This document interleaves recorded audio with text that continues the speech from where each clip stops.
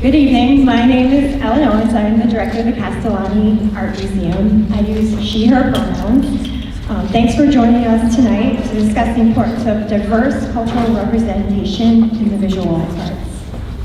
Niagara University and the Castellani Art Museum acknowledge that we are privileged to gather on the lands of the Seneca and the Tuscarora, and also other Indigenous communities who have stewarded and continue to steward this land throughout generations. We honor their sovereignty, we demonstrate respect, and we correct the stories and the practices that have erased Indigenous peoples' history and culture in the past and present by inviting and honoring truth. The Castellani Art Museum's vision is to lead our region in learning, collaboration, and connecting art to the diverse lived experiences of our communities. And I believe tonight's program and its speakers, as well as our April Currents program with Jocelyn Jones, Seneca Nation Wolf Clan, will help us work towards this vision and center important conversations about the intersections of art with lived and diverse experiences. This content shouldn't be contained just to 1 month either, although it's important to celebrate Black History in February. We aim for it to be an ongoing thread in our public work and our daily functions. The history of museums and art galleries has been built from and intertwined with white privilege. So it is upon us, me, all of us, the people that work in and lead these institutions to change this dynamic.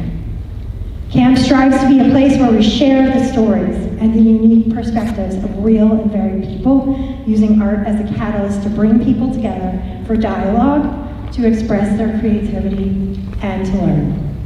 I wish to thank the Niagara University Provost Office for their support of this event, and for each one of our incredibly busy, esteemed, creative, thoughtful, and talented speakers that we have tonight.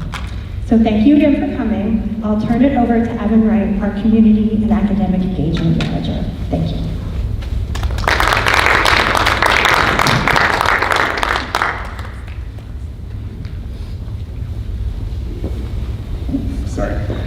Hello, my name is Evan Wright. I'm the Community and Academic Engagement Manager at the Castellani Art Museum. I go by, my pronouns are he, they.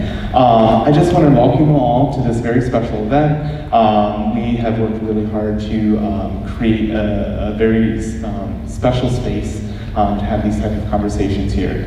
So as a part of the overall program, this is a part of our Currents program, where we try to have intimate, moderated discussions featuring special guests that spotlights contemporary issues in the art, cultural heritage, and the museum world. This program aligns with trends in the art world through presentations and discussions between guests and the presenter.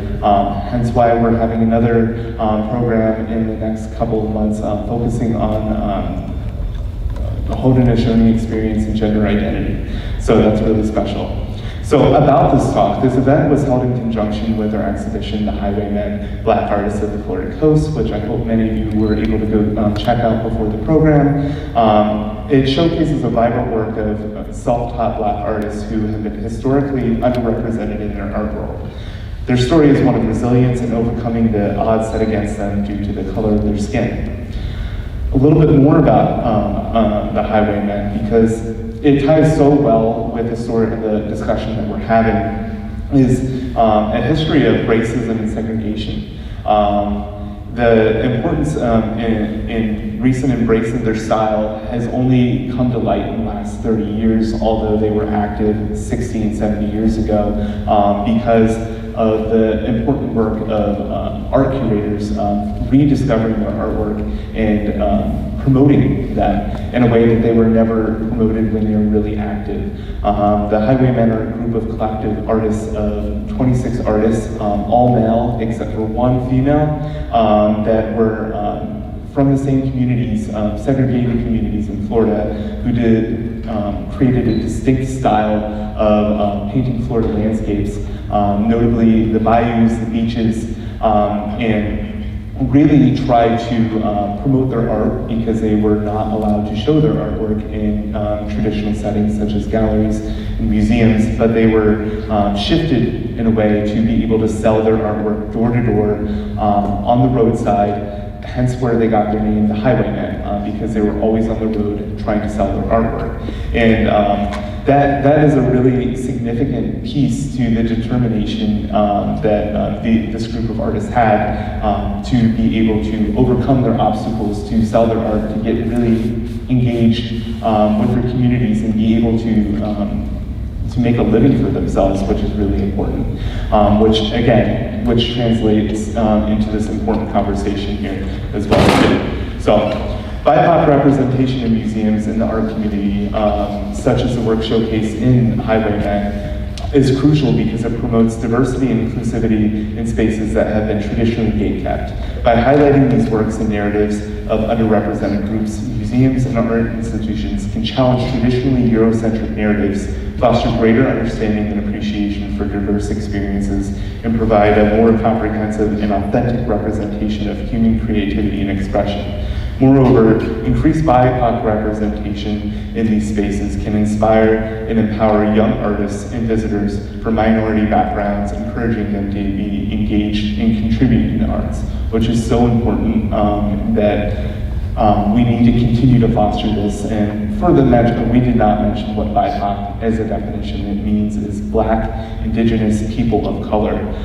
So just wanted to throw that out there as just a side note to our namesake. So without further ado, we'll get started into the presentation, or the roundtable.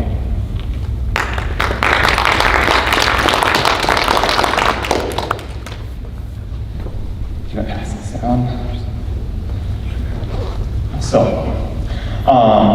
to set the groundwork for this conversation, we need a little bit more of a historical context to the importance of promoting BIPOC art and experiences in the art world. So, what historical challenges affected BIPOC artists in their recognition by and within museums and art galleries? Would you like to start first? Hi, my name is Mohammed Zaman. I am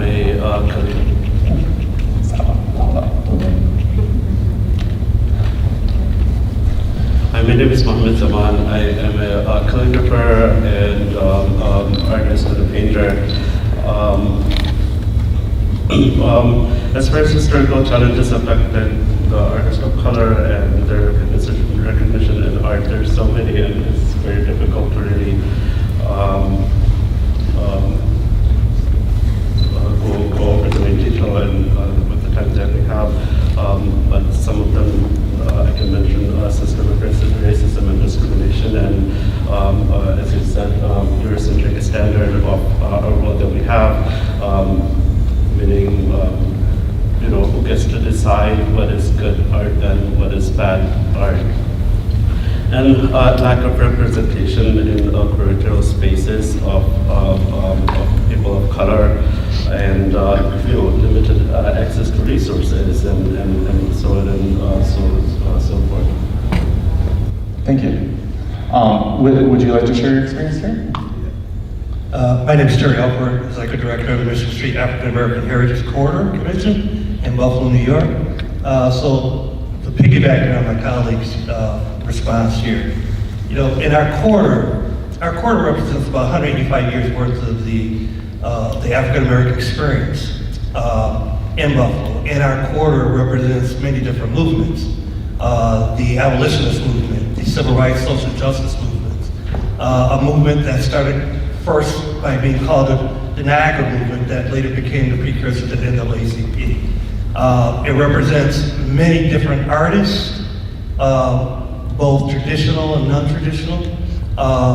In our corridor over that 185 years, it represents musicians who are considered artists, namely a new musical form called jazz at the time. So the corridor really started exploding in terms of the African American experience at the turn of the 20th century. Now I mentioned all of that first because the same challenges that presented themselves for African American artists then still present themselves now. And as my colleague already said, it's the same old. Lack of resources, lack of places to show your art, lack of support, apathy. And one of the things that we're trying to do in the quarter right now is to not just focus on history and preservation. No, I direct a $50 million capital improvement project in a quarter that focuses on creating a heritage destination. So our primary focus right now is history and preservation and continuing those stories. But one of the things that we are definitely making as a real challenge, a real argument, is the necessity to tell stories through art. And I'll get more into that as we continue in the conversation here. But it's need to be made a very strongly noted that the same challenges that present artists back in the turn of the 20th century still exist today. And not by what we consider as the challenge of white folk is the problem. White folk and lack of money, and they're not paying enough attention. Sometimes it's really right underneath our own noses by our own people, the folks that really reside there, find themselves still marginalized historically. So we have to change the mindset from within a community before we can actually start making some real progress outside that community. Thank you so much. Yeah, I think that was so well said. And hi everyone, my name is Tiffany Gaines. I am the Curatorial Associate at the Birchfield Penny Art Center, a regional museum in Buffalo, centered on Western New York artists. And to piggyback off of what Terry said, I think there's this disconnect of artists and communities of color, Black communities, seeing themselves reflected in mainstream art spaces.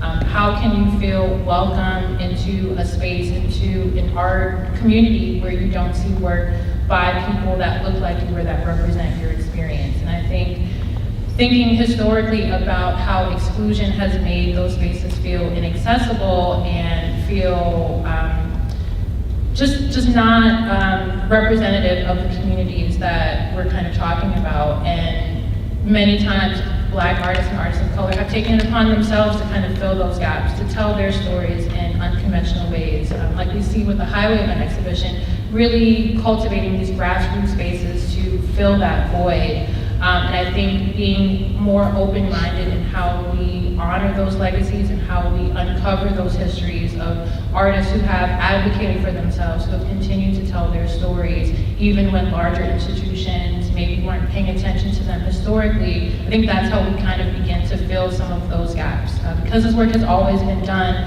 it's just been done in spaces that haven't always been recognized as these cutting-edge, inclusive sort of spaces. And so working as a curator at the Birchfield, it's really an opportunity to rediscover some of these histories and find new ways to tell these stories, to bring them into the mainstream space. And I think one thing that is incredibly important in that is thinking about how they're preserved in history, how we tell artists of today the significance of archiving their work, of keeping these records, preserving these so that 50, 60 years from now, their stories are able to be told in the right context, and their stories are not retold in a different context from what they originally anticipated. And so I think about all of that as I kind of go through my own curatorial process and how we can learn from the stories of the past to equip the artists of the present to preserve their own stories for the future. Thank you so much, Tiffany. Very well said by everyone so far.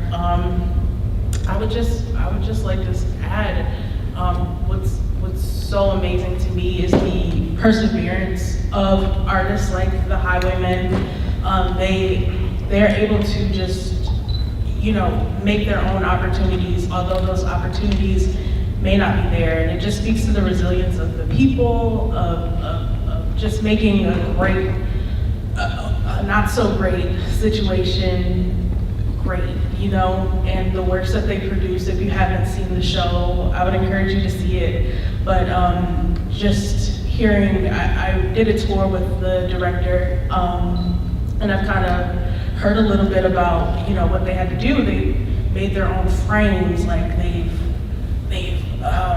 you know, they're working so fast to just produce, and you know, they want to make money, but it's also about the art as well. And you know, their resilience, they were just so motivated and so focused. And I think that can really be translated to artists, you know, of color, every artist today. It's quite amazing.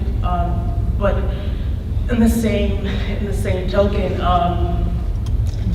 why are they forced to do that? Why do they have to, you know, work so hard because galleries won't accept them?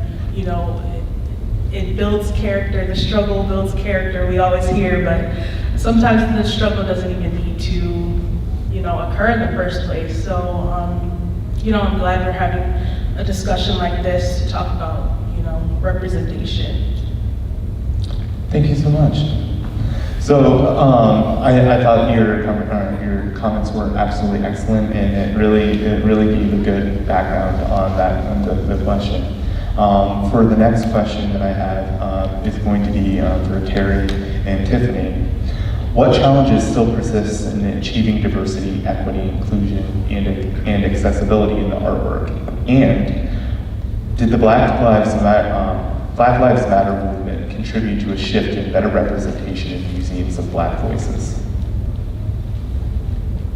Well, I'll start just by saying that I think the historic sort of issue has been lack of access, but also a lack of space for a diverse range of voices to be heard. And with the Black Lives Matter movement in particular, with museums and the museum industry, we saw so much attention coming to the lack of diversity in curators, right? In museum leadership positions, in these spaces where large-scale change can take place. It's still incredibly not diverse. And I think that the movement of 2020 and continuing conversations within the industry show that placing one person in a museum leadership position is not enough to undo or change years worth of exclusion and inaccessibility. The importance is making space for a multitude of voices, for new ideas, new perspectives. How do we navigate building more diverse museum collections, right? How do we be more intentional about collecting the work of Black artists and artists of color so that their stories and legacies are preserved for years and generations to come? That change doesn't just happen overnight. It takes intentionality, it takes planning, and it takes a vision. And that can't come from just one person, one single department. It has to come from across the board. And even in literally the board of directors, leadership, curatorial, all of these things feed into building a truly diverse and equitable museum space. And I think that those conversations have started, and we've seen small scale shifts in thinking about how to make museums more accessible, more representative of the communities that they're a part of, but there's still so much work to be done. And I think the important thing is continuing these conversations even after the momentum of 2020 protests, even after those things have died down. It's important to still continue to have these conversations. How do we cultivate a new generation of curators and art writers and critics and really build a more diverse ecosystem across the board? Thank you so much, Tiffany. Very well said, Tiffany. So I'll start with the Black Lives Matter first. So when Black Lives Matter really started hitting, I was in my first year as executive director. And like anything else, movements come and go. But that was like the hot thing, everyone's focused on it, the media was focused on it, not just around the country, around the world for that matter. And so, speaking from my corridor, we got besieged all kinds of requests from different places. We got requests from artists wanting to show their art, didn't have a place to show it. We got requests from students who wanted to do sidewalk art and things out in the community in our corridor. Couldn't do it because of COVID. The COVID pandemic was we're still in the midst of that. We had a march from our city hall to our iconic archway, in the corridor, and it was mostly by men. It was predominantly by men, all in black, on a very hot day. And they were demanding not just social justice, but opportunities for creativity, to show creativity, to be creative, to show their creativity, to promote their creativity. And there was no vehicles at the time in my community to do that. So I would say there was a lot of attention put on Black Lives Matter, especially in the creative world. And there was a peak at it, but then it started going downhill. And like anything else, another shiny ball, then we start focusing on that. And another shiny ball, we start focusing on that. And what ended up happening was, at least in my community, people forgot about it.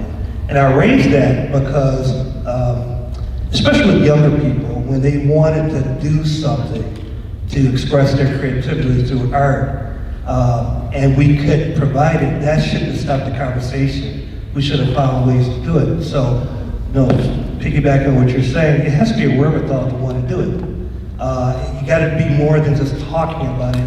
You have to find ways to do it. Don't let money get in the way of allowing vehicles for expression. Now, the other thing I want to speak to too, while I have the microphone, is in our community, we don't have a lot of these beautiful edifices, these large places. We have the AKG now, which I think is almost close to $1 billion. You can correct me if I'm wrong. We have the Birchfield Penny.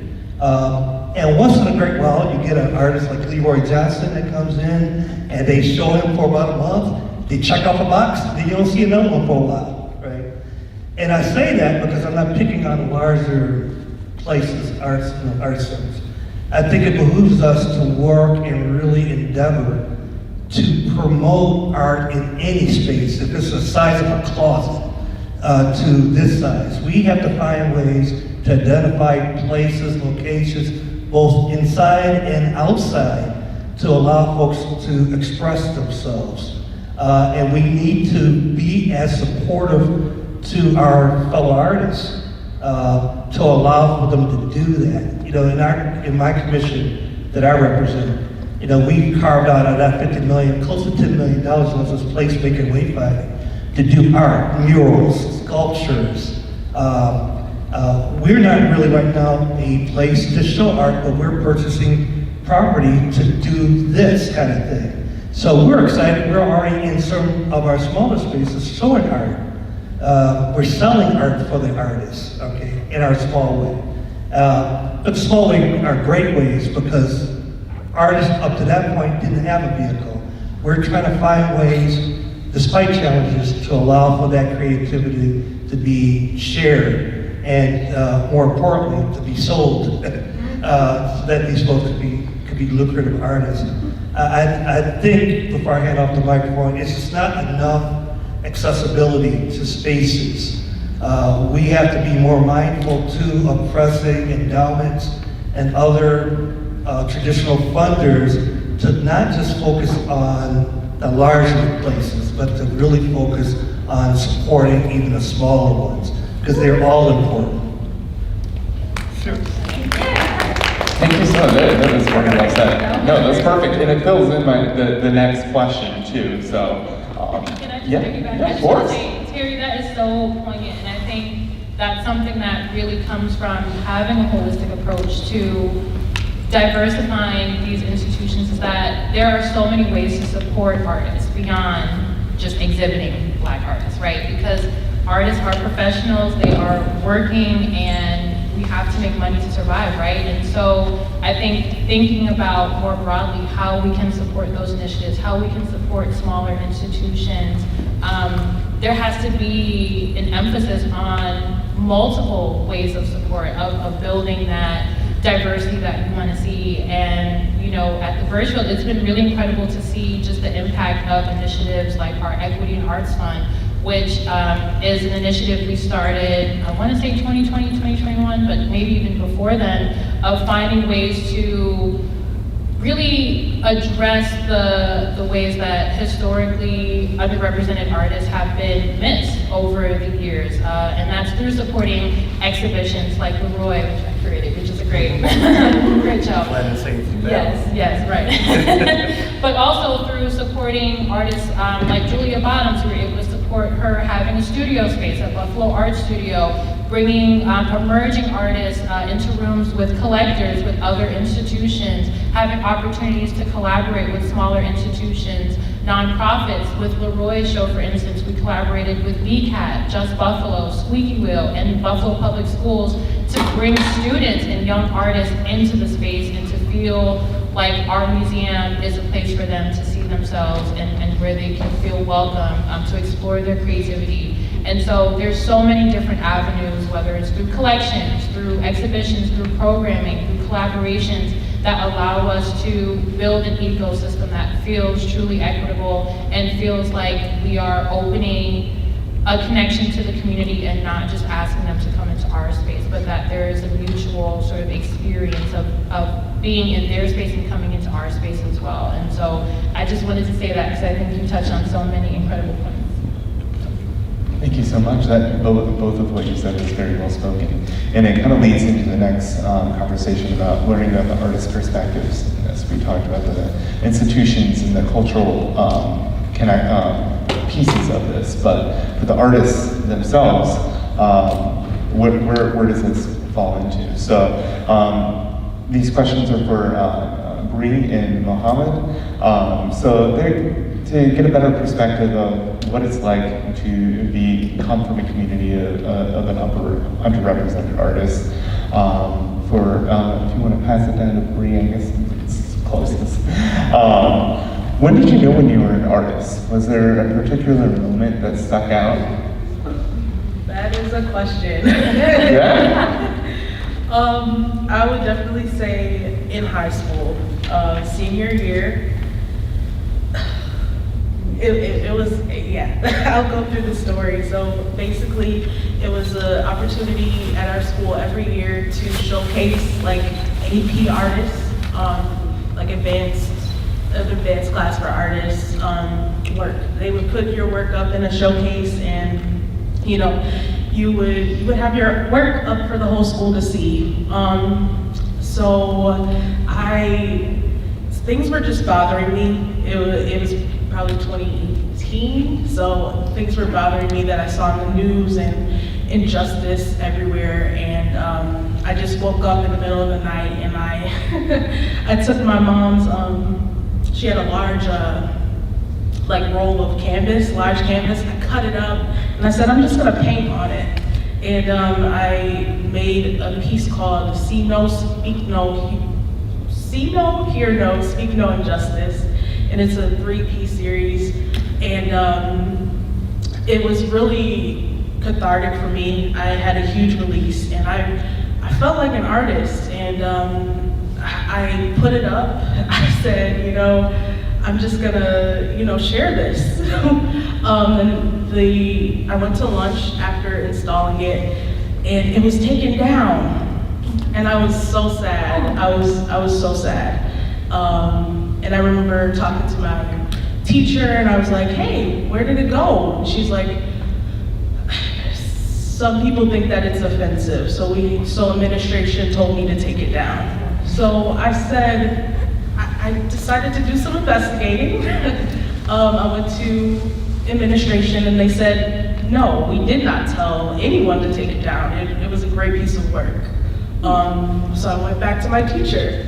And this teacher specifically has voiced her political opinions that are not like mine, but nonetheless, that's fine. I mean, that's what life is about. So, I addressed it with her. She said, yeah, it was offensive to certain people, veterans.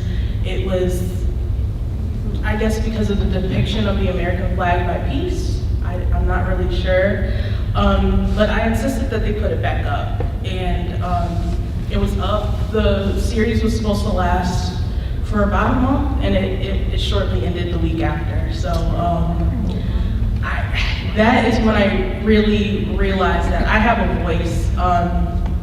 People would come up to me, and they might have different political opinions than me, but they said that really put things into perspective for me. Like, I could really see your perspective, which you or people like you are dealing with. So that made me realize what my purpose was that made me realize why, you know, I am an artist. This is what I'm here to do. Yeah. Thank you for sharing such a personal experience. Mohammed, again, when did you know when you're an artist? Was there a particular moment that stuck out? Complicated question. I still question if I am an artist or not after almost a decade. Also, being a self-taught painter, that's why when I introduced myself, I said painter first, artist second.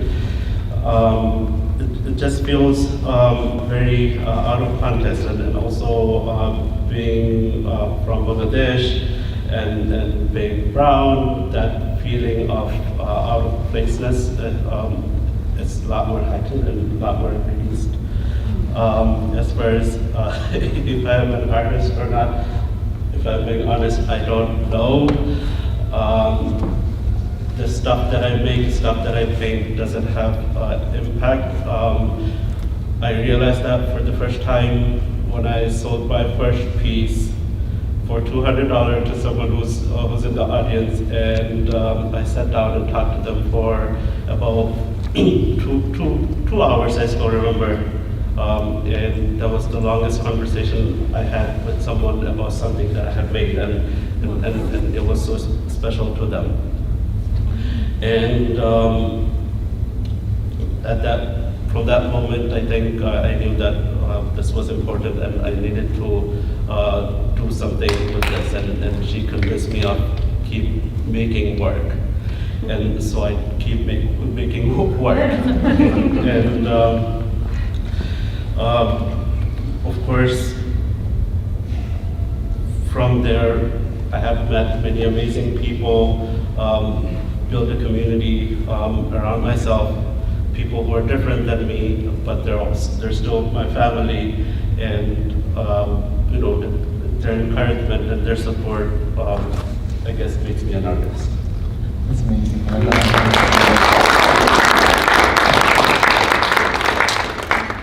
So as we kind of mentioned, like when we started, was it hard to stand out and establish yourself in the artist as an artist in the community?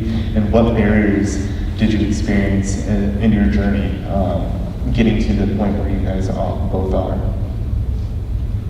Definitely, there are many challenges. At this point, especially sitting in front of so many different people, I'm not able to pinpoint something specific, but I think growing up in Buffalo, I moved to Buffalo when I was 11 years old.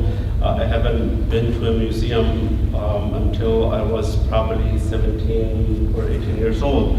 And you know, I have drove past Alberta Docks, I've drove past a lot of different museums, but you know, they're so grand and fancy. You know, it just feels like I don't belong there. I haven't seen anyone that looks like me in there. But I think rage was not more than you know, discomfort. So I pushed myself, and I'm in them at this point.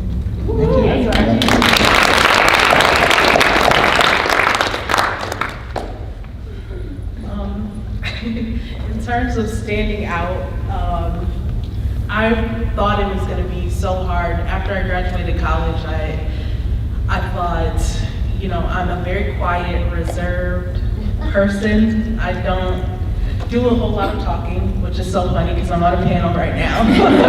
But yeah, I thought it was going to be so difficult for me to, you know, get out there and network and stand out.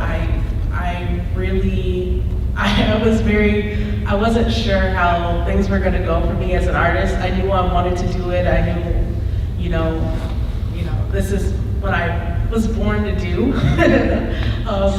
But I was just very anxious and nervous.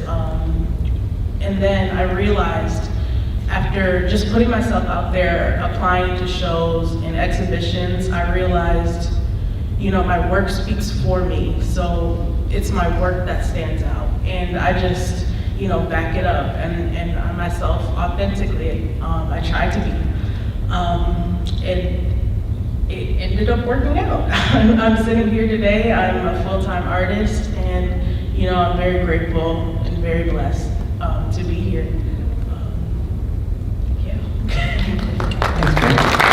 And just a little comment on what Mohammed has was speaking to, that museums often come across as not places for us, right?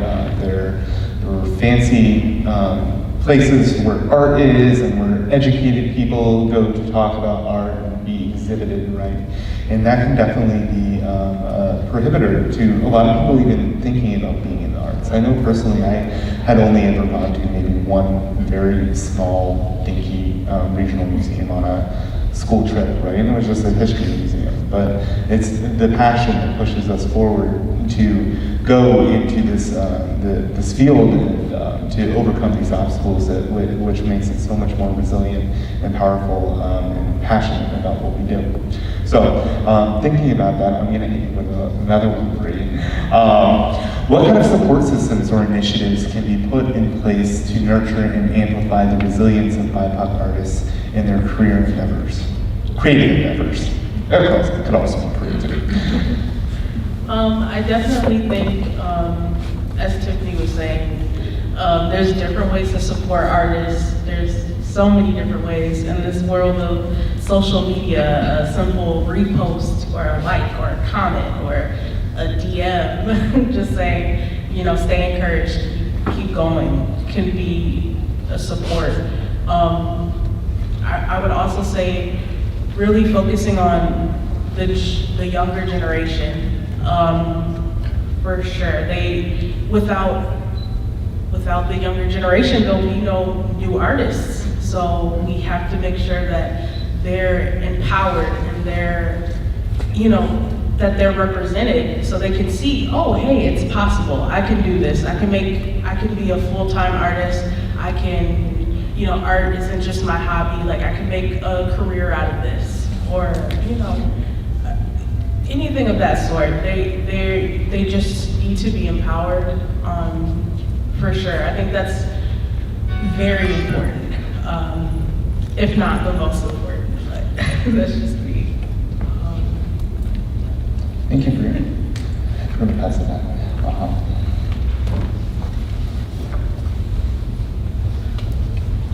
Carrying on to what Tiffany and he said, there's so many ways to support the artist. I made a list of, just in case we got this question, mentorship program, connecting young artists with someone who's more established, showing their work together, creating some sense of, hey, if I'm ever stuck, I can go to this person, I can have a discussion, I can learn and make my work better, make my art business decisions better, offering artist residencies and fellowships and providing grants and financial support to purchase and displaying an artist's work in different galleries and museums and spaces. And I think, do correct me if I'm wrong, but I think what Buffalo lacks, I think I think there isn't enough education about collecting art. I think the collecting work itself, collecting art itself is an art. What I mean by that is, just to give you a small example. Me as an artist, someone comes to the studio or someone comes to a gallery show, they purchase a work and I don't see them ever again. That's the first and last interaction that I have with them. But then there's this another person who shows up to the studio, maybe he doesn't even buy anything, but then he asks you questions that's relevant. He helps you with guidance. He helps you with connection. Hey, do you need this? Go there, you'll find it. Do you need a studio space? Call them, go there. I think there's something missing about Buffalo collectors in that department where like they have a lot of love for artists and art, but I think there's some lack of education about how collecting artwork works. Collecting doesn't necessarily only mean, hey, I bought this beautiful painting and that's it. I'm done. It's engaging with the person. Learning about their daily lives, learning about their difficulties, learning about their happiness, joy, bad days, good days, and I think probably a discussion for another time, but I think that what makes collecting art worthwhile and beautiful and meaningful.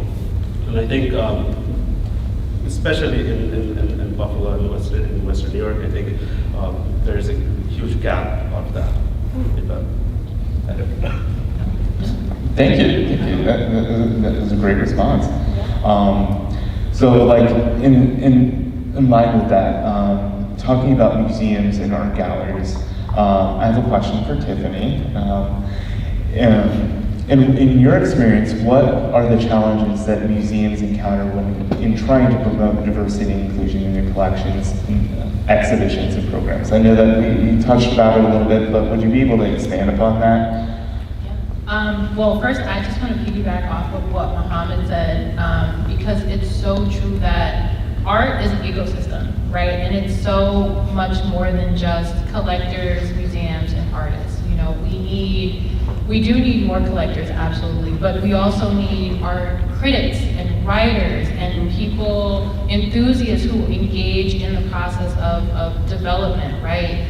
Thinking about collecting as a repository of sorts, where if someone wants to exhibit Muhammad's work 50, 60 years from now, that collector that got that one piece from one series that he did, they need to be accessible so that museums can borrow that work and put Muhammad's practice in full context, right? There are so many different avenues to which you can support or be a part of the arts ecosystem. And I think it goes back to your point about education and really energizing the next generation to see that there are multiple avenues to be involved in arts beyond just producing work and curating.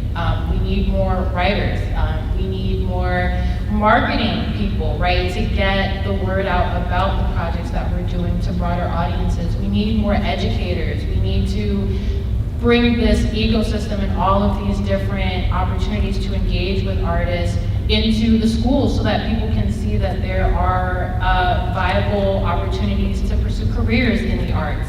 And I think for museums, the difficulty is that those roles feel so few and far between in terms of being able to get into working into a museum. I was very lucky in that I started at the Birchfield working at the front desk in admissions, and I did not know anything about curating or what goes into organizing exhibitions. But being fortunate enough to be in an institution that is so rooted in community, as a Western New York institution, I had the opportunity to learn about the role of a curator, the role of an archivist, a registrar, all of these different avenues, and find my place in that ecosystem as a result. And I think that's something really special about working at a regional museum, is that our mission is dedicated to our community. And being able to work with artists like Bree and Muhammad and really be embedded in this artistic landscape that's so rich here in Buffalo, I think it allows us to really be engaged in a different sort of way, and really start to fill some of those gaps of highlighting artists in our community that have been overlooked or have been historically marginalized. But I think also too, one institution, one museum can't do it all, right? And you're talking about overcoming decades, if not hundreds of years worth of exclusion.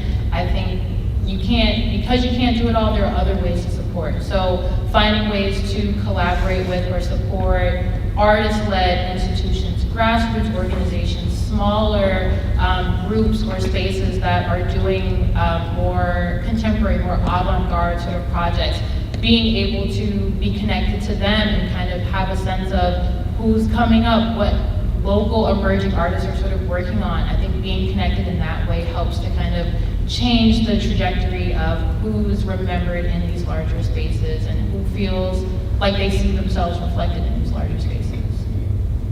That's amazing.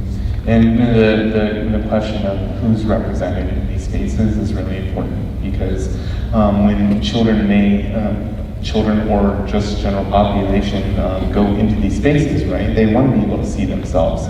They want to be able to see their own stories. They want to be able to relate and connect and say, hey, I felt like that before, right?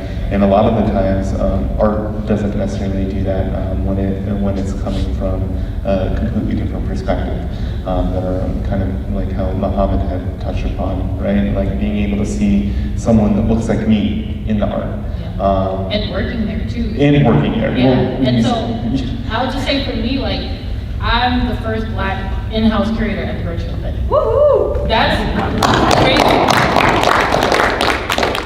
I appreciate that, but for me, I'm more focused on, okay, so I'm the first, but how do I make sure that I'm not the last and not the only, you know? And I think having an opportunity, I love when we have groups come in, student groups or whoever, and like, they're looking at my exhibitions and I'm like, hey, I curated that. And I get to like tell them about what the process is of bringing an exhibition to life, because a lot of people don't know that process and don't know that that's something that you can do, not even just in a museum, but with a smaller organization, right? Or with your own collective, like all it takes is space and a vision, right? And you can really be involved in the art community in so many different ways. And so I love to just kind of uplift that and to let people know coming up that there is space for you to be heard, and that just because I'm the first doesn't mean that I want to be the only, right? And that there is space for so many different voices to be heard and be reflected. So that's my soapbox. No, that's absolutely amazing. And to speak upon that, like the museum world and careers, the career of being in the museums has very few people of color overall, and even fewer people of color in leadership positions as well too.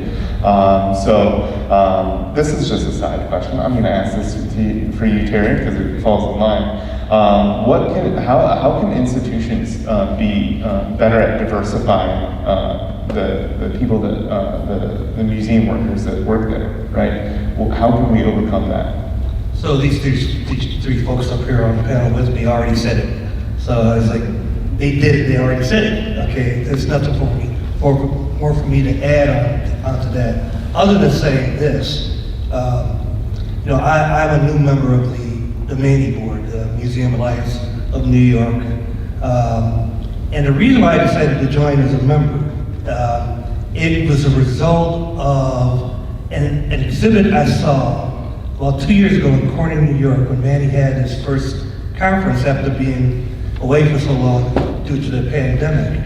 You were there? Yeah, I was there. Yeah, we were all there. So one of the coolest exhibits, I can't remember the museum, but prior to the workshops and things, me and my wife visited a museum, and on one entire floor, the artwork, the collection was all celebrating diversity, equity, inclusion, from many different years, different types of artists and things.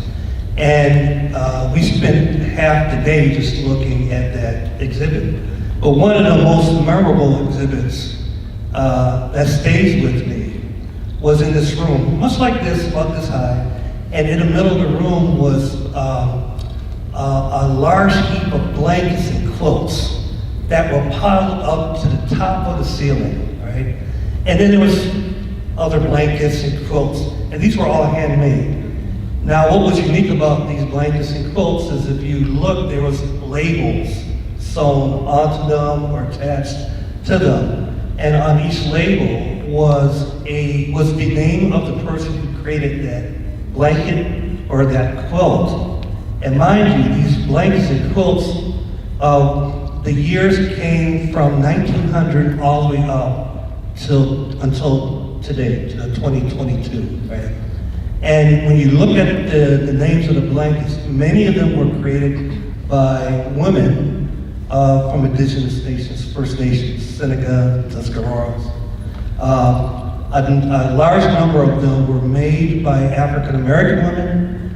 A large number were made by folks representing immigrants, Irish, Polish, and German, Italian.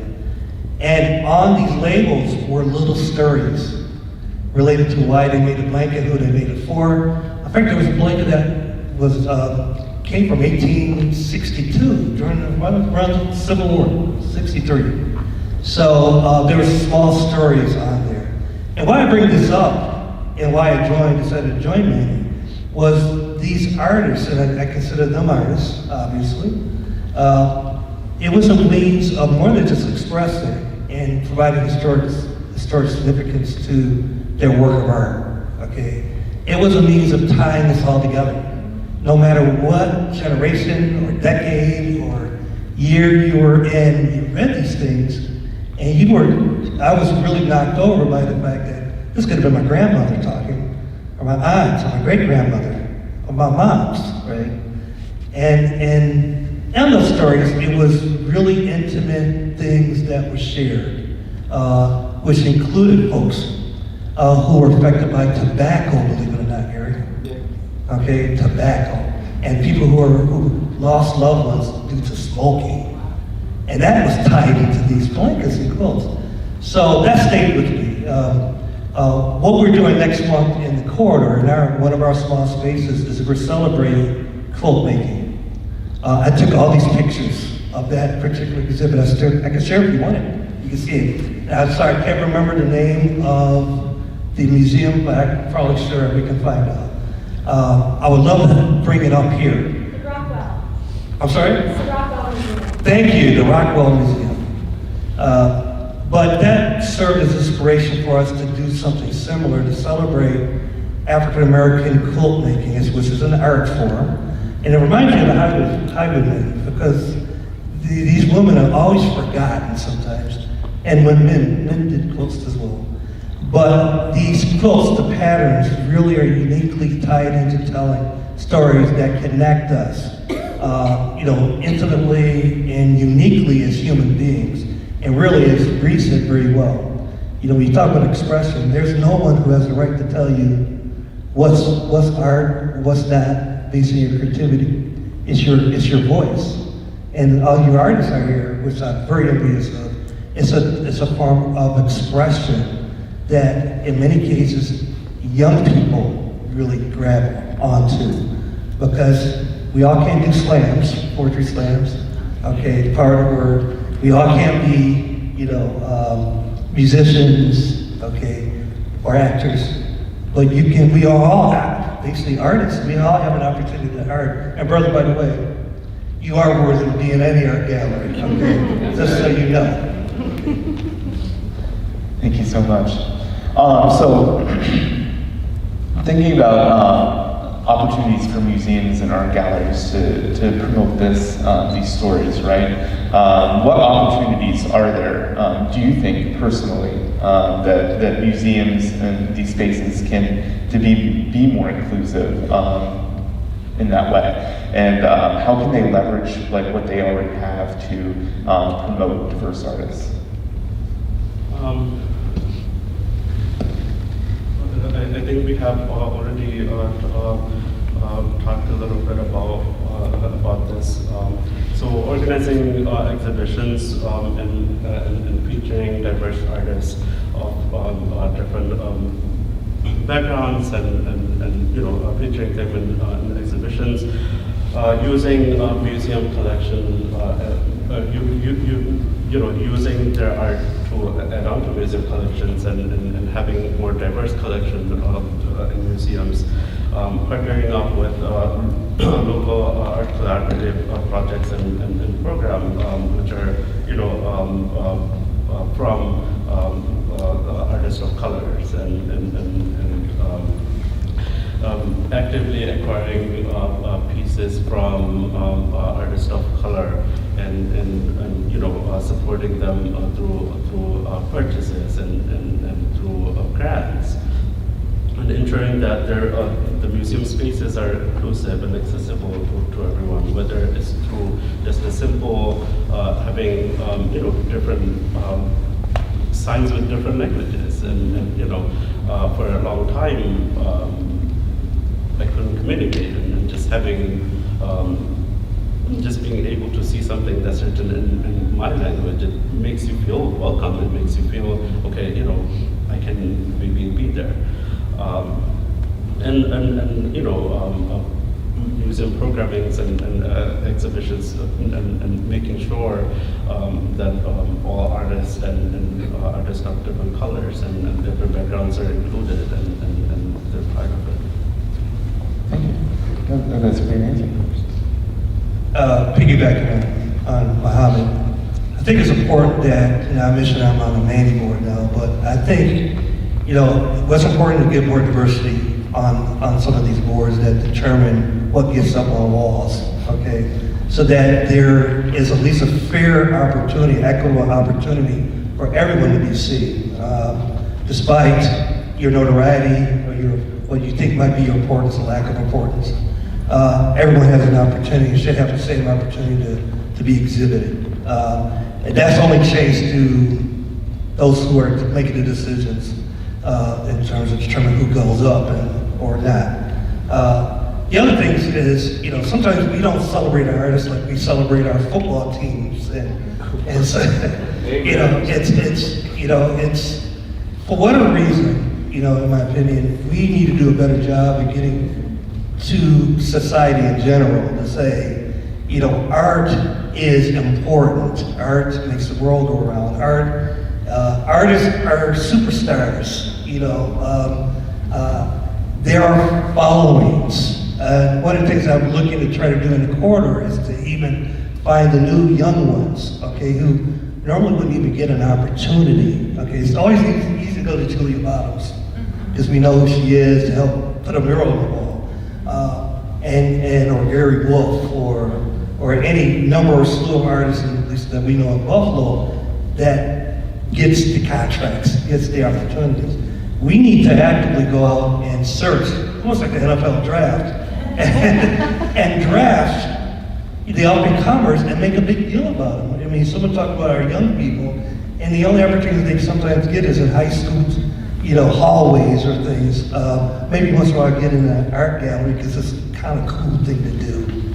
But we need to, in my opinion, really make a whole big thing about making art cool, you know, especially to this next generation.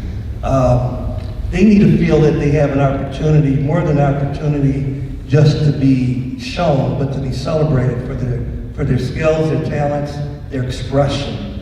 And one of the things that we're endeavoring to do in the community, in our corridor, is to at least do those things that I'm talking about right now. I like making a big deal about people. I'm almost like a grandmother.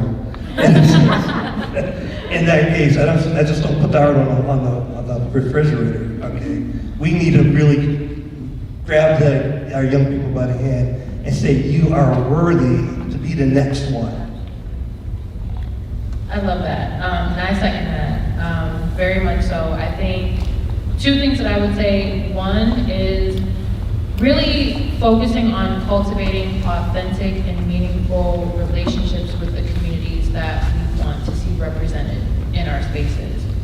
You know, taking the initiative and being intentional about building those relationships, even when there's no exhibition coming up, or outside of Black History Month, or Women's History Month, or Indigenous Peoples Month. Like, really being intentional about cultivating relationships that go beyond simple transactional engagements, right? And really making these spaces feel like they are open for all people of all backgrounds.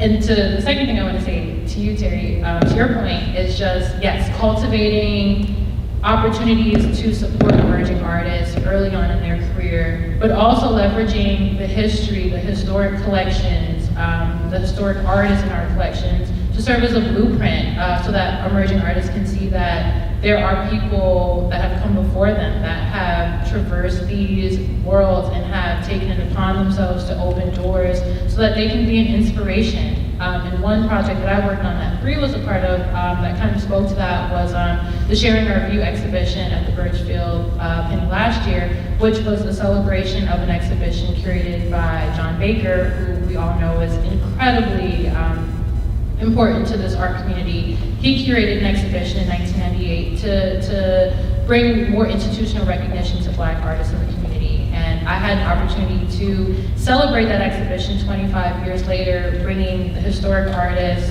some of whom are no longer here, bringing their work together with contemporary artists like Bree, who are following in footsteps of artists that they may not have ever even known existed and were here working and making a name for themselves in Buffalo. And part of that exhibition, we also did a recorded roundtable discussion where we had generations of Black artists in the community sharing their experiences, talking about the challenges that came with establishing themselves as artists in the community, but also the successes of what artists in the past have been able to accomplish to make space for today's artists to continue on that trajectory. And I think there's such an importance of building archival resources like those that can be accessible, that can be looked to 10, 15, 20 years down the line, so that the next generation of artists see themselves as part of a broader history, and can learn from what worked and what didn't work in the past to continue to progress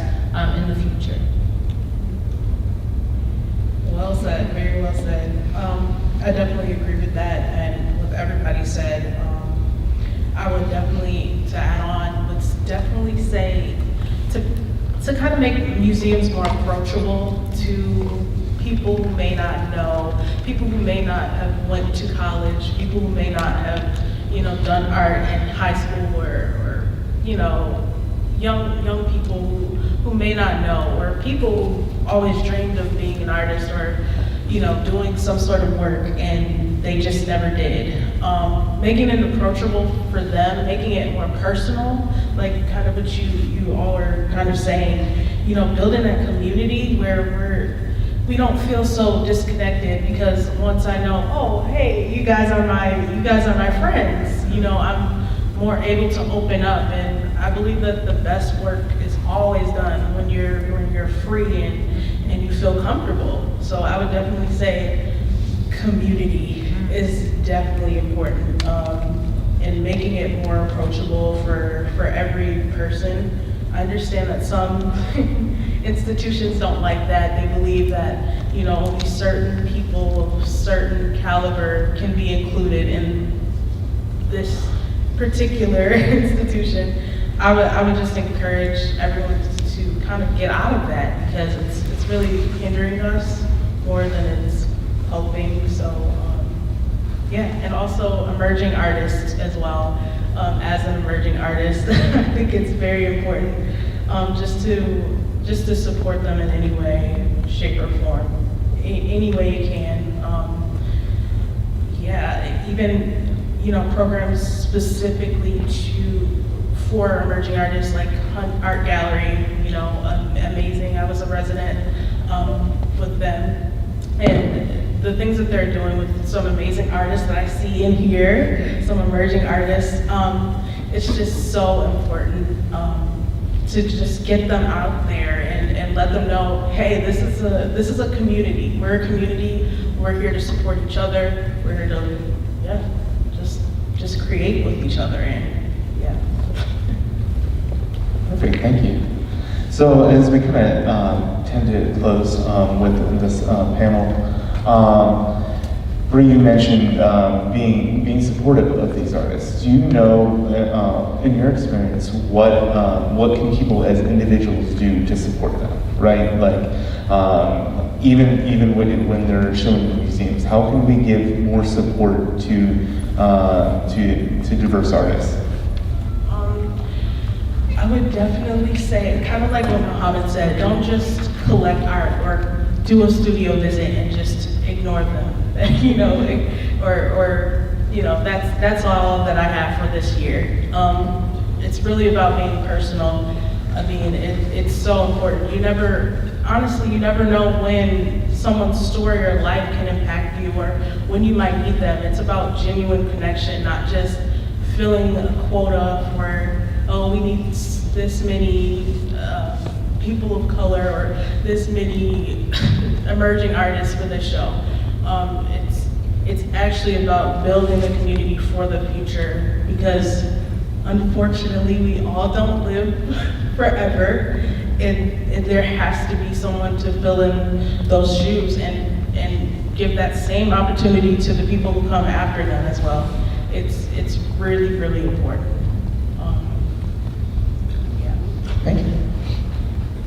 Does anybody else feel strongly about that? I would just say support your artists, buy work.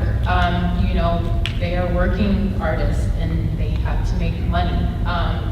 Build your collections, support your museums, support your institutions, show up to programs, show up to exhibition openings, tell your friends, spread the word. I think what you said, Bree, I just wrote it down, community is key. And we all play a role, big or small, in building this community and supporting it as it continues to grow. And I think just showing up and not just talking about it, but taking action to show that it's important, because art does matter. And the time that we're in right now is under threat, right? Like, there is a lot happening around us that is really scary and really puts our freedom of expression at risk in a lot of different ways. And I think it's important now more than ever for us to kind of come together and really be vocal in saying that expression, creativity, artistic practice of whatever kind is important, and we want it to be supported across the board. So we have to all show up.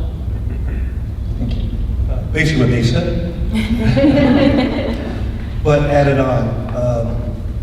You know, forums like this don't hurt at all. You know, we need to do these more often, in all settings, not in large edifices like this beautiful place here, but in classrooms, in churches. You know, art should always be a subject to talk about. You know, and you talk about themes. You know, every month there's a theme on something, so you can create an art discussion around a theme. You know, each month, depending on what it is. I used to work out of a hospital, Rosa Park Cancer Institute. We made art a thing, part of the therapy. Okay, not just buying art, but getting patients and their families involved in participating, even with known artists, to create art and to exhibit it. So I would say anytime you have an opportunity to really have a discussion about art, you can't go wrong. You can't go wrong with that. I would also probably want to mention that we should really promote this notion of the family. You folks are here that are artists, are families, so supporting each other, getting the community, as someone said, involved to keep prodding our elected officials on the necessity of funding art. There's no reason why art cannot be taught from pre-K right through the end of life if they want to. So art and culture is what drives us. Of course, people are, great scientists and mathematicians and doctors and lawyers and things, people like what I do, administrators, executives. But what always comes back to what makes us human is our creativity, us as creative geniuses that really promotes this notion of what's called art. I don't really know what else to add. I think just to amplify what Tiffany and everyone else said, I think we can really see this art and artist not just an individual and just work. I think it's a whole community. It's a community which I am part of, you are part of, and as long as we are here, we are all part of, and there's so many different ways to support that, right? You can purchase, you can show up, you can voice concerns when if there is a concern. You can hold our elected officials accountable if there is ever a need, and so on and so forth. I think if there's a lot more educational discussions like these about different aspects of that community and that whole hive, I think that would be amazing. Thank you. Let's have another round of applause for our panelists.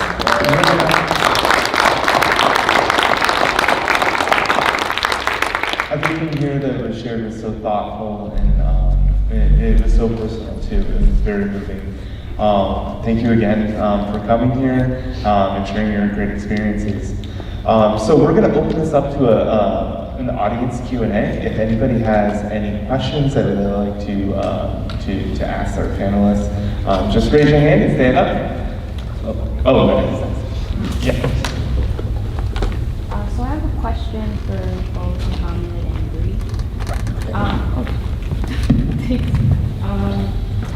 So as painters, how do you approach the balance of respecting like our traditional artistic motives and like pushing the boundaries of, I guess, today's cultural and political climate, and how does that influence your creative process?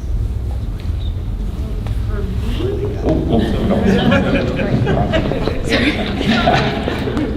Take your mic away. For me, first of all, awesome question. For me, I don't believe you can fully ignore the history and, tradition. I feel like you should, look at those things. It's very important.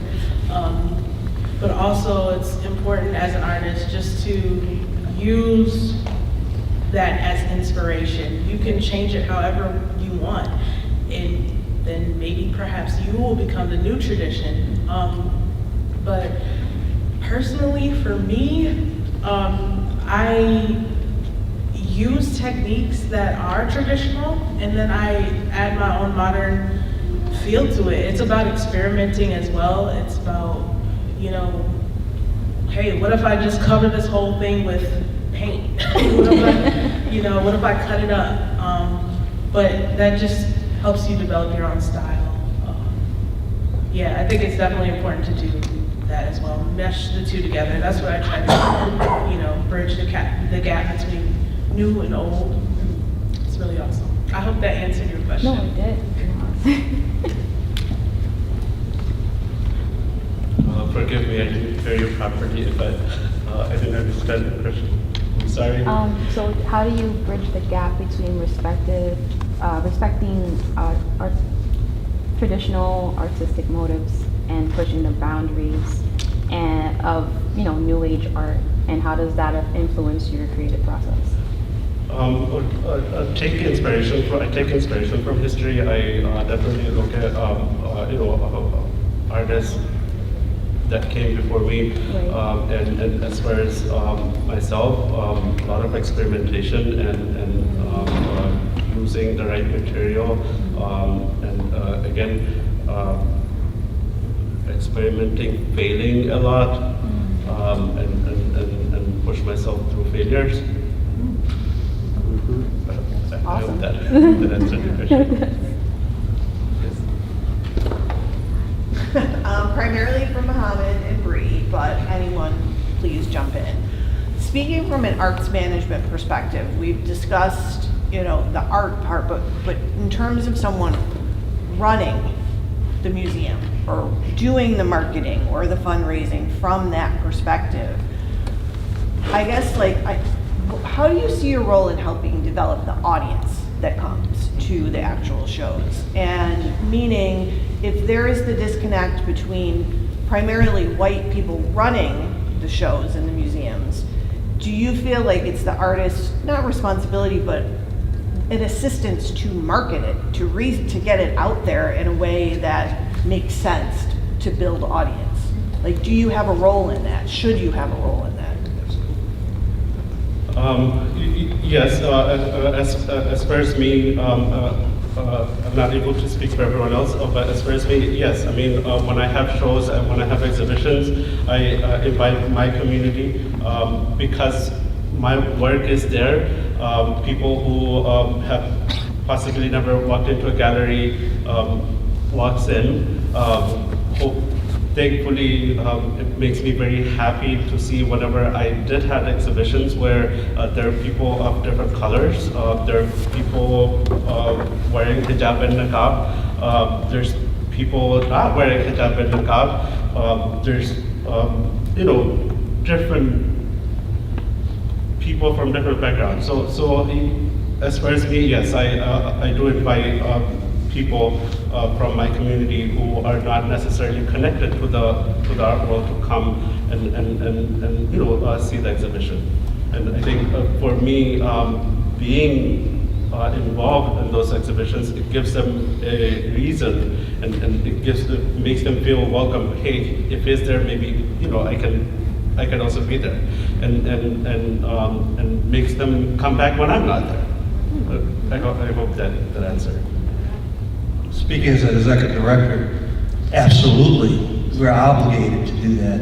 Any exhibits that we are conducting or hosting or promoting, and those others that we are planning, we're looking at such things more than just advertising what we call the black press. In the Buffalo's, the Buffalo Challengers, Buffalo Criterion, Waffle Radio, on occasion, WBLK, and then we look at all the other smaller publications and art season and stuff like that. But more importantly, I think it's accessibility too. It's more than just marketing and promoting, because you have to understand, you have some folks who might want to attend these shows or exhibits or activities, have no means to get there.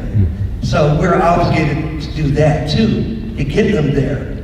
So it's something I learned from tobacco control in my hospital days, is you don't use any excuse for someone to say they have lack of accessibility. You find ways to find money or funding, or you do carpooling to get people from point A to point B. If they want to enjoy the show, they and their families, you make it accessible to them. You don't use any excuses like money or proximity to have people not be able to enjoy a show or art.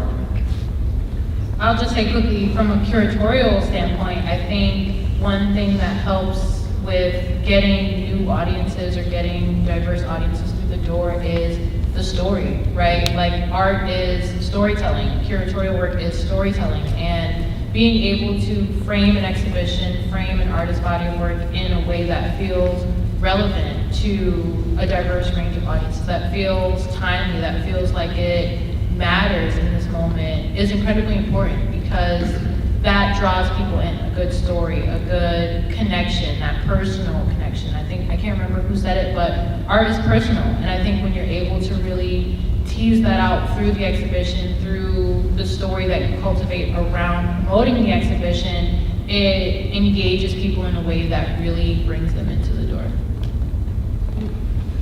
I definitely agree. I think it is the responsibility of the artist to, market a little bit. I don't think it's their only job or it's solely their job.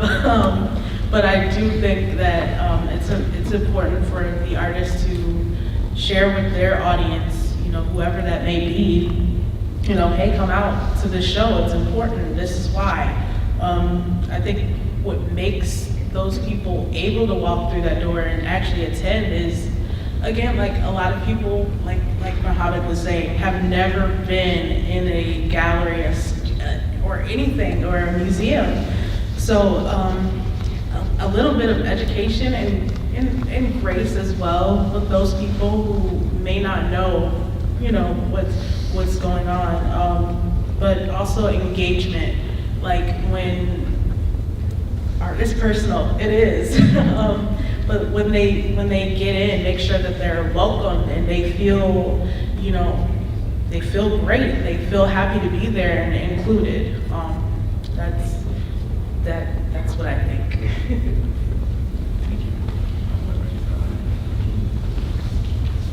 Yeah. You raise your hand? Yeah. Sorry, my microphone. So I have a question for Tiffany and Terry. Just one question for both of you. So as a director and curator, everyone can chime in for this too, but how do you guys envision like, navigating the evolving kind of landscape of like traditional and digital art spaces, while also trying to leverage technology like AI, things like that, to engage like diverse audiences and redefine both your museum's roles with the respect of the cultural narrative? That's a great question. Having a formed an opinion on AI, so I have to circle back to that. Okay, Give me some time. no worries. But just in terms of like digital engagement, so I'll just say, you know, how can I frame this? So just a little context for me, I started in my role in January 2020, so 2 months before COVID. And I've since transitioned into more curating full-time, but when I first started, I was doing the curatorial work and digital content. And so the Birchfield, you know, love them, great. We weren't the best with our digital content and our marketing pre-COVID, but having moved into a space where the only way that we were able to engage was virtually, that really pushed us to think about how we use technology, virtual access to continue to stay relevant, to bring our work to audiences when we were physically closed and couldn't have people in the space. And so I worked my tail off editing so many videos and doing like virtual artist talks, doing virtual tours. And so one thing that really came from that stuck was that we started doing 3D virtual tours of our exhibitions. And just from the lens of accessibility, that was a game changer because now you have something that lives on long after the exhibition has closed and gives people an opportunity that are not here in the city of Buffalo or haven't had an opportunity to get to a show before it closes. It allows that sustained sort of engagement where you're able to see the work, you're able to kind of virtually walk through the space. And so I think that has been really pivotal in just thinking about how we preserve our work beyond just an exhibition. Because exhibitions come and go. You know, the time, I feel like it moves so quickly where you do all this work to put a show up on the walls and before you know it, it's gone. And so COVID really helped us to think differently and more intentionally about how to kind of build these sort of digital resources that can continue to engage with these exhibitions long after they come down. So yeah, I think that's really helpful just in thinking about how to make more accessibility or really get those stories out there to broader audiences and allow them to live on. It's a very good question. So my first answer is hiring the right people who knows the stuff. Okay, I'm pushing well past 60, so when we started talking about digital A&I, I was like, what the heck is that? And most of my boards, I deal with 5 board of directors, different board of directors, represent our quarter. And most of these folks are going like Gary's age, so he's older than I am. It's a shot to Gary. But seriously, it's hiring the right people. We have a really dynamic young lady by the name of Audrey Clark, we just changed, we just changed her title. She started as a program manager. She was secretarial, and we definitely had her in the wrong place. She is a Buff State grad student and in museum science. And then you. What's that? And I'm a Buff State grad student as well, 100 years ago. But she has degrees, I think, in Niagara University, actually. And you, I thought you said, and he. See, I'm old, I can't hear either. So thank you for the correction, Elise. But yes, she is an NU grad in museum science, and very good at what she does. So she's actually, we changed her title to curator of exhibits and interpretive programming. Okay, long title, but it's more appropriate for what she's doing with 4 separate museum sites now, including creating a museum site in our new headquarters, soon to be visitors center. So hire the right people who know what they're doing with digital and know that AI is very important. We also went through we created a 3D tours from all our historic spaces as well.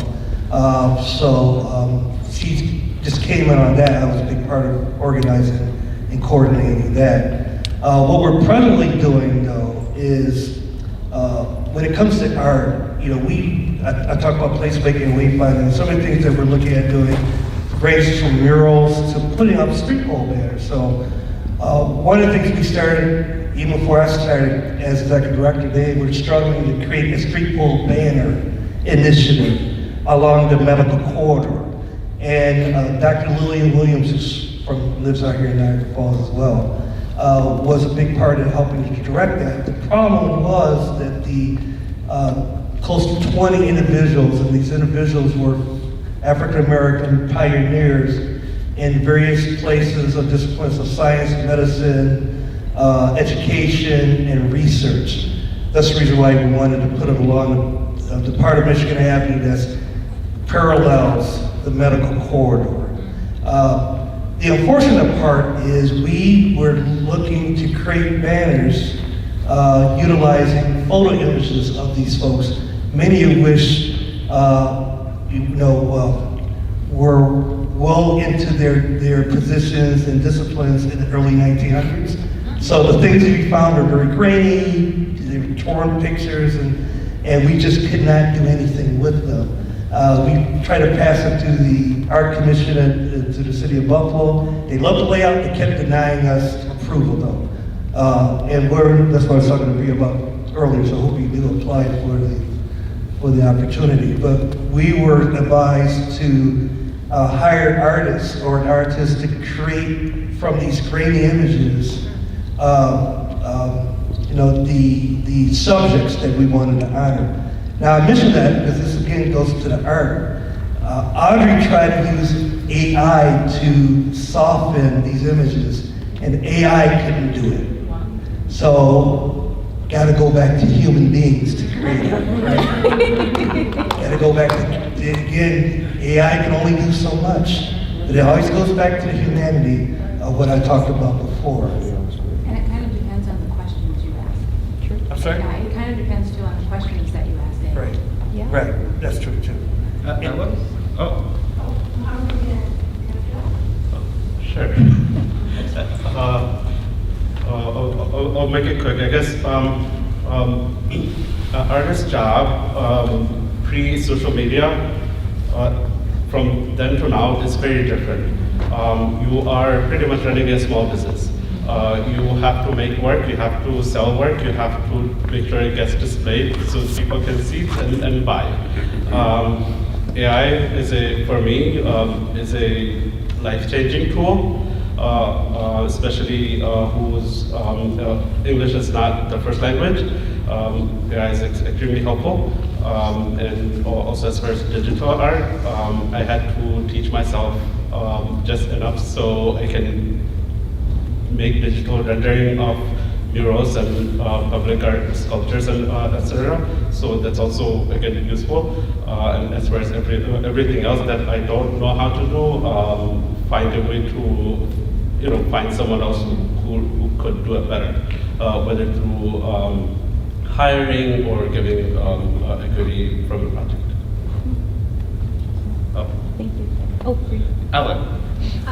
Lisa Mike Mohammed. First of all, this is Mohammed Peace back here, so if you haven't checked that out, please do that before you leave. Clearly an artist. Also, can I tag on too? Mohammed is having an opening in the Hunt Gallery. You're opening on Friday, and if anybody else has something they want to share, so we end up at the next spot you're at, or you're doing something amazing, give it a shout out, please. We'd love to see you again. I have an opening tomorrow at Hunt Gallery. If you guys can make it, the door opens at 6 o'clock all the way until 9 p.m. I'll be there. I'll be showing some of my recent work and drawings and paintings and whatever I have done in the past year or so. let's see.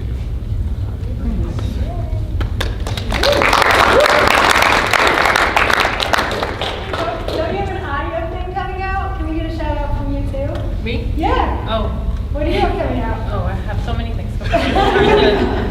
So I think the thing that you're talking about, so I collaborated with Julia Bottoms and Jillian Hainsworth on an exhibition called Before and After Again at the AKG. We worked together to respond in our own ways to the tragedy of 514. We were able to interview some of the family members, community members, and so I wrote a very extensive essay in response. Jillian wrote poetry, and Julia made gorgeous paintings. So that will be opening next Friday, March 8th, at the AKG in the M&T Gallery. So please come out to that next Friday. Which is free. Which is free, yes, it's free. And that gallery is always free, right? Yes, so please come out. I do. There's a Log on 5 event that's at Buffalo Art Studio. A lot of artists are in it. It's a lot of artists. So if you want to, if you're one of those people who've never stepped foot in a, gallery, maybe go check that out. Just for some fun. Also, this is kind of serious. I'm sorry to do this, but I am supposed to have a solo show at the hostel, Buffalo Hostel, the Box Gallery. It's a space in the hostel. Unfortunately, they're having some issues with construction, the building behind them, and that may not be happening. So if you could just share your support or take a survey to help them out. It's just the Buffalo Hostel, and yeah, that would be a great help, and I could have a solo exhibition there. But also, they do a lot of great things for the community. But yeah, that's it.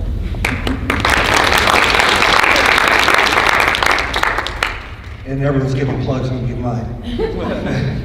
So starting the second week of March, we'll be at 136 Broadway, which is our headquarters in Buffalo, 136 Broadway. Right in the heart of our Heritage District. We'll be, again, promoting what we're calling Stitching Stories, where we're highlighting a series of quotes created by African-American women in Buffalo, New York.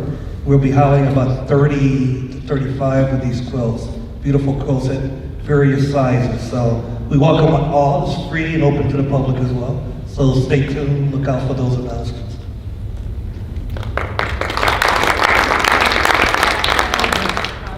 And I have my comment. Thank you so much to our esteemed panelists for your time, for sharing personal experiences on this important topic. Going forward, we must keep in mind the adversity that others face and be willing to be open to providing equitable spaces for conversations. And I invite everyone to check out the Highwaymen show, network with our panelists up here if you haven't gotten the chance to meet them after the show. And thank you again for coming out here.